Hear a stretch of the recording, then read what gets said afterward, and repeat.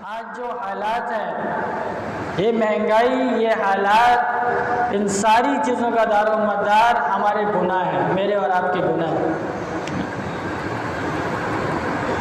دیکھو 3 باتیں ہیں جو مجھے اور آپ کو سمجھنی ہے، اچھی طریقے سے سمجھنی ہے اور سب کو سمجھانی ہے۔